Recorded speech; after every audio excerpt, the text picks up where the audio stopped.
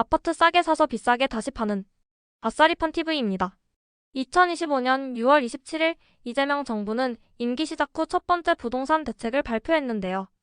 아주 간단하게만 리뷰해보면 수도권 아파트 매수를 위한 주택담보대출은 최대 6억까지만 허용하고 규제 지역을 포함한 수도권 전역에서 주택 구입 목적의 주담대를 실행할 경우 6개월 이내 전입을 해야 되며 생애 최초 주택 구입 목적의 주담대의 LTV를 80%에서 70%로 축소하는 정책을 내놨습니다.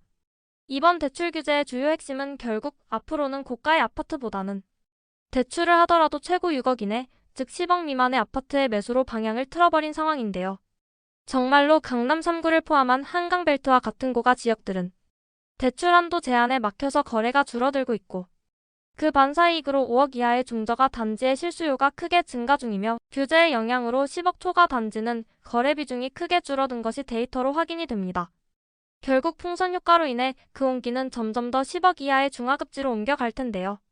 그래서 주변으로 풍선 효과가 퍼질 지역을 찾아보다가 저는 김포시에 주목하게 되었습니다.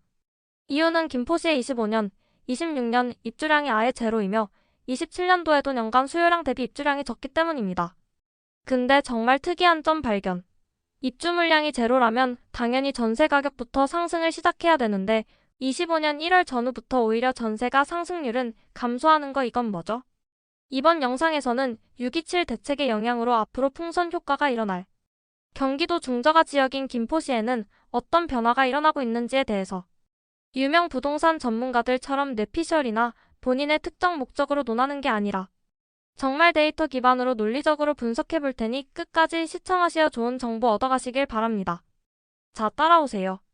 저와 쌀이판이 생각하는 수도권의 집값 상승을 위한 조건 두 가지가 있습니다. 그것은 바로 첫 번째 유동성의 증가 즉 시장에 풀려있는 돈이량이 증가하느냐이고 두 번째 조건은 아파트의 수요량의 증가와 공급량의 감소의 접점 즉 수요와 공급의 법칙을 지역의 부동산 흐름이 만족하느냐입니다. 그러면 앞에서 말한 집값 상승의 두 가지 조건에 김포시는 얼마나 부합한 상황인지를 뇌피셜이 아닌 데이터로 분석해 보겠습니다. 첫 번째 수도권 집값 상승을 위한 유동성은 평균 이상인가? 입니다. 이 그래프를 보시죠. 빨간색 그래프는 유동성을 나타내는 M2분의 M1의 비율인데 쉽게 말해서 돈이 시장에 얼마나 많이 풀려있냐? 라고 보시면 되고요. 파란색 실선은 김포시의 매매지수 즉 집값 흐름을 나타내는 그래프입니다. 그리고 파란 점선은 유동성의 평균선으로 약 28% 수준입니다. 김포시의 유동성과 매매지수의 흐름을 보면 유동성이 28%를 넘는 구간에서는 파란색 그래프의 집값이 상승하고 반대로 유동성이 평균 이하로 내려가는 노란색의 B급 영역에서는 파란색의 매매 그래프가 하락하는 패턴이 아주 분명하게 나타납니다. 데이터가 풍부한 서울의 40년간의 데이터를 보더라도 역시나 유동성 평균 28%를 초과하는 시점에서 매매 가격의 상승을 그리고 28% 미만일 때 하락 또는 보합인 것은 동일합니다. 또 하나의 변수는 금리입니다. 2022년과 23년 고점이었던 미국과 한국의 기준금리는 지금은 점차 하락하고 있고 지난 7월 30일 미 연준 기준금리는 5회 연속 동결에 따라 우리나라의 추가적인 금리 인하도 속도가 느려질 수는 있지만 금리 인하의 큰 방향성 자체는 변함이 없는 것으로 확인한 상황입니다. 결국 지금은 유동성이 높은 영역이고 금리도 하락 추세에 들어섰기 때문에 시장에는 돈이 들어오기 시작하는 시기, 즉 가격 반등의 기반은 다져지고 있다고 볼 수 있는 시점입니다. 두 번째 수요 공급 메커니즘에 의한 데이터 점검입니다. 이번에는 공급과 수요의 법칙에 의한 아파트 매매가 상승 메커니즘 기반으로 김포시의 부동산 흐름을 짚어보겠습니다. 아파트 가격의 상승 조건은 우선 아파트의 공급 부족에서부터 시작됩니다. 공급이 부족하면 전세 매물은 감소합니다. 보통 아파트 입주장에서 전세 매물이 40에서 50%까지 나오는데 아파트 입주 물량이 없기 때문에 전세가는 상승하고 전세가의 상승으로 인해 전세 가격과 매매 가격의 격차인 갭이 감소를 하게 됩니다. 갭의 감소는 아파트 매수를 쉽게 만들어 결국엔 거래량이 증가하게 되고 아파트 가격은 상승을 하게 되는 것이다. 그렇다면 김포시의 부동산 통계 데이터를 위해 공식에 넣어보겠습니다. 먼저 김포시의 공급 물량을 확인했는데요. 2025년, 2026년 완전 제로 상태. 2027년 고작 1200세대로 너무 적은 입주 물량. 이건 무조건 전세 가격 상승을 이끌어낼 거라는 기대로 다음 코스인 전세 가격을 확인해 봅니다.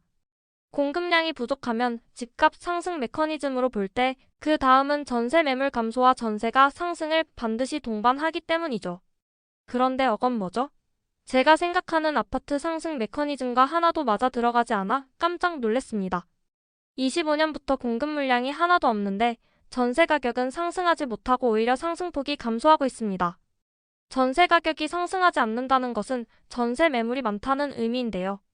이 그래프는 김포시의 입주 1년차부터 30년차까지 300세대 이상 아파트의 전세 매물 수량입니다. 2024년 하반기부터 2025년 7월까지 무려 10개월 동안 전세 매물 수량은 약 160개 감소에 불과합니다. 25년 입주 물량이 하나도 없는데 전세 매물은 줄지 않는다. 이건 분명히 김포시 자체적인 문제가 아니라 외부의 영향성이라 생각하여 추가 분석을 해봅니다.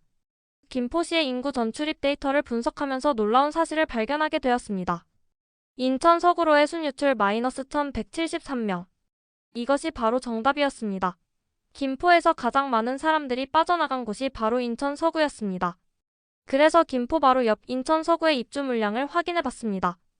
역시나 2025년 8,000세대, 2026년 7,000세대, 2027년 4,000세대로 25년, 26년도엔 평균 수요량을 2배 이상 넘어가는 과도한 입주 폭탄 상황이네요. 드디어 답을 찾았습니다.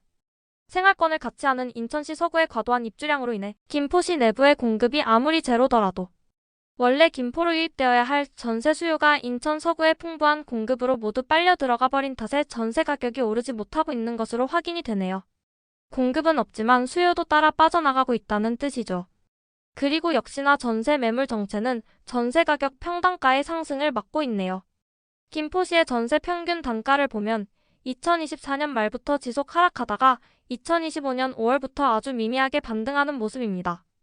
이것을 반영하듯 전세가 상승폭이 감소하여 전세가 상승률이 작년 말 전국 30위권에서 현재는 94위까지 떨어졌습니다.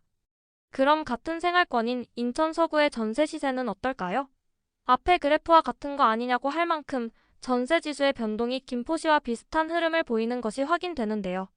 못 믿겠으면 앞에 그래프 다시 봐보세요. 크크크. 농담인데 AI 목소리라 어쩔 수가 없네요. 죄송합니다. 다시 돌아와서. 김포시와 인천 서구는 공급과 수요가 서로 영향을 주고받는다라는 것이 다시 확인되네요. 이번은 매매 가격과 전세 가격의 차이인 갭 가격인데요. 쉽게 전세가율이라고 보시면 됩니다. 통상적으로 전세 가격이 올라가줘야 전세가율이 높아지면서 거래량도 늘어나고 매매 가격이 상승할 수 있는데 그래프를 보면 2025년 7월 기준 현재까지도 드라마틱한 갭 축소는 전혀 나타나지 않고 있습니다. 결국 금리 인하와 유동성 상승이라는 외부 환경이 호전되었음에도 매매 가격이 반등하지 못하는 이유는 명확합니다. 바로 수요가 인천 서구로 모두 빠져나가 버렸기 때문입니다. 5월에 전세가가 소폭 반등하긴 했지만 전세 매물이 드라마틱하게 감소하지 않는다면 아직은 거래량의 증가와 매매가의 상승을 이끌어내긴 어려울 것으로 분석합니다. 마지막으로 거래량 데이터를 분석해 보겠습니다. 25년 6월 김포시의 거래량은 498건으로 최근 7년간 거래량 평균치인 401건을 거의 10개월 만에 초과했는데요. 8월 말에 취합이 완료되는 7월의 거래량도 한 달이 지난 현 시점 274건으로 산술적으로는 평균 거래량을 초과할 수 있을 것으로 생각이 됩니다. 기존의 다른 영상에서도 지속 설명해드렸지만 광주시의 경우 월 거래량이 평균 거래량을 6개월 연속 초과할 때 그리고 양주시의 경우 10개월 연속으로 월 거래량이 평균 거래량을 초과할 때 매매 가격의 상승으로 연결되었는데요. 김포시는 어떠한지 지난 7년간의 평균 거래량 대비 월별 거래량으로 확인해 보겠습니다. 노란 점선의 7년간 평균 거래량 401세대를 파란색의 월 거래량이 초과한 시점인 빨간색 B급 영역에서 일반적으로 주황색 실선의 매매 가격이 상승하는데요. 빨간색 B급 영역의 파란색 월 거래량은 2019년 10월부터 평균 거래량의 노란 점선을 연속적으로 8개월 이상 초과한 2020년 6월부터 주황색 실선의 매매 지수가 상승하기 시작하네요. 또 24년 3월부터 8월 구간에서 연속적으로 월 거래량이 평균 거래량을 6개월 연속 초과한 구간인 24년 9월 시점의 매매 가격 상승이 확인됩니다. 지난달인 6월에는 작년 이후 10개월 만에 월 거래량이 평균 거래량을 초과했는데요. 연속으로 몇 개월을 초과하는지를 체크하는 것이 김포시 아파트 가격을 가늠하는 데 지표가 될 것이라고 생각합니다. 아이고 복잡해. 그래서 김포시 집값은 어떻게 되는데? 오늘 확인해본 김포시 데이터로 정리해보면 금리는 인하 사이클에 접어들면서 유동성은 평균 28% 이상 유지 및 추가로 더 상승할 수 있는 조건을 만족하였으나 김포시와 생활권을 같이 하는 인천시 서구의 입주 물량이 김포시의 수요를 끌고 감에 따라 김포시 자체의 공급이 제로 수준이지만 전세 매물의 감소와 가격이 상승하지 못하고 있어 지속적인 유동성의 증가와 정부의 정책의 변화와 같이 풍선 효과가 전달되어 더 많은 수요가 들어와줘야 집값이 움직일 것이라고 저아싸리파는 분석을 하였습니다. 결국 지금은 반등을 위한 유동성의 기반은 갖춰졌지만 전세 수요량부터 먼저 회복을 해야 됨에 따라 반등까지는 시간이 필요한 구간이라고 분석하였습니다. 저아싸리판 역시 부동산 경력이 그렇게 길진 않지만 제 경험상으로 부동산 매수의 성공은 절대 느낌적인 느낌으로 하는 게 아니고 그리고 가끔씩 남의 말 듣고 하는 것도 아니며 오직 부동산 데이터를 꾸준한 모니터링을 통해 매수 매도의 타이밍을 잡음으로써 성공할 수 있는 분야라고 생각을 합니다. 본인이 김포시 아파트의 매수 매도를 계획하고 있다면 제가 적어도 한 달에 한 번씩 업데이트해드릴 김포의 거래량, 전세 매물과 전세 가격의 변동 등 부동산 데이터 꼭 챙겨봐 보시길 추천해드립니다.